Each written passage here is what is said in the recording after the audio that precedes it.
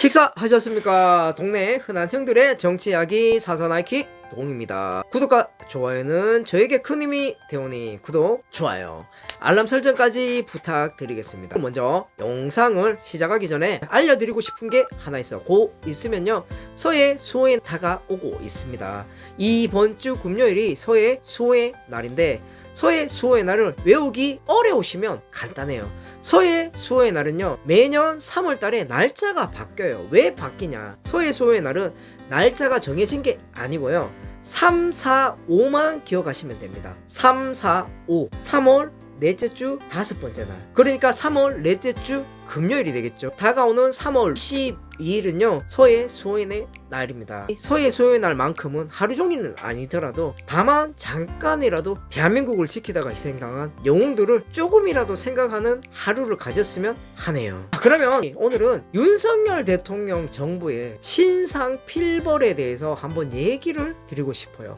신상필벌, 믿을 신, 상줄상, 반드시 필, 제 벌이죠. 아주 쉽게 얘기 드리자면요, 잘한 일을 하면 상을 주고 잘못된 일을 하면, 그렇지 않으면 반드시 벌을 주어야 한다는 뜻이에요. 신상필벌 한 번씩은 들어보신 분들이 계실 거예요. 아마 한비자에서 나왔던 얘기인데 한비자를 읽어보신 분들은 아 저거 들어봤다, 아 저거 나 저거 아는 얘기인데 이렇게 들어보신 분들이 많을 거야. 한비자가 동양의 마키아벨리죠. 동양의 마키아벨리 한비자가 법가 사상이죠. 이 법가 사상의 엄정한 법치를 주장했던 게 이게 신상필벌이라고 생각하시면 돼요. 이 신상필벌 내용이 딴 게 아니고 62세 늦게 군주가 된 분이죠. 진문왕이 장인이자 중신인 호원하고 대화를 하고 있었는데 전쟁을 준비 중인데 어떻게 하면 백성들이 나를 위해 전쟁에 나갈 수 있을까, 이걸 가지고 얘기를 하다가 나왔던 얘기예요. 이 호원이 진문왕한테 이렇게 얘기를 해. 왕을 위해서 전쟁에 백성들이 나가게 하기 위해서 전쟁에 나가지 않을 수 없게 만들면 됩니다. 전쟁에 나가지 않을 수가 없게 만들면 됩니다. 과연 이거는 어떻게 할까요? 전쟁에 나가서 공이 있는 자에게는 반드시 상을 주고 죄를 지은 에게는 반드시 벌을 내리면 됩니다. 그렇게 하면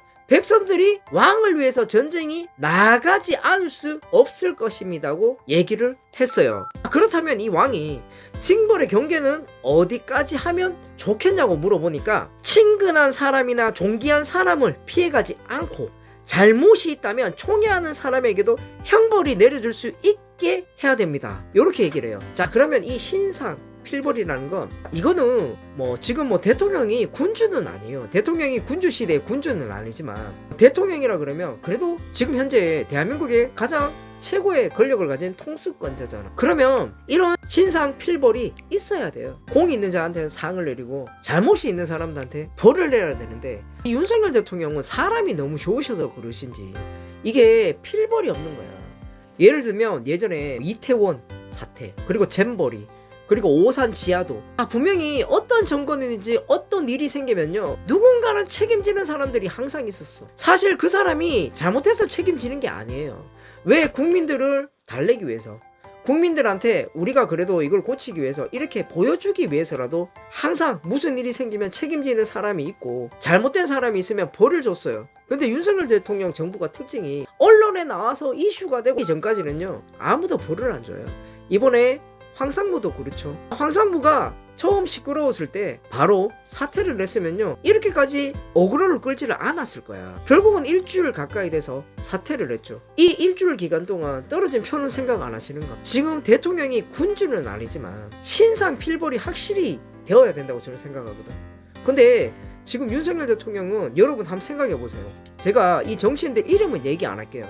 자, 지금 윤석열 대통령이 우리 국민의힘의 대선 후보 되고 나서는 당연히 그때는 우리 당의 대선 후보니까 그 당시에 홍준표 지지자들은 이재명 찍으러 갔지만 최소한 국민의힘의 지지자들은요 윤석열 대통령 만들기 위해서 원팀이 됐어요. 그래서 그 당시에 윤석열 대통령 사람이라 그러면 이거는 개념이 잡기가 조금 힘들어. 그러면 윤석열 대통령 사람은 개념을 어떻게 잡으면 되냐 그러면 윤석열 대통령 대선 경선 초창기 멤버들, 그분들 중에 지금 정치계에 살아남아 있는 분들이 한 명이라도 있어. 윤석열 대통령이 국민의힘 경선 후보 시절 때 윤석열 대통령의 힘이 되었던 사람들 중에 이번 총선 공천부터 시작해서 대통령부터 시작해서 한 명이라도 잘된 사람이 있어요? 없죠. 그럼 최소한 이런 게 제대로 안 됐으면 잘못된 사람 벌이라도 제대로 주고 이런 게 제대로 돼야 되는데 윤석열 대통령은 너무 신상 필벌이 안 되시는 것 같아요. 그래서 앞으로 이번 4.10 총선이 어떻게 될지 모르겠지만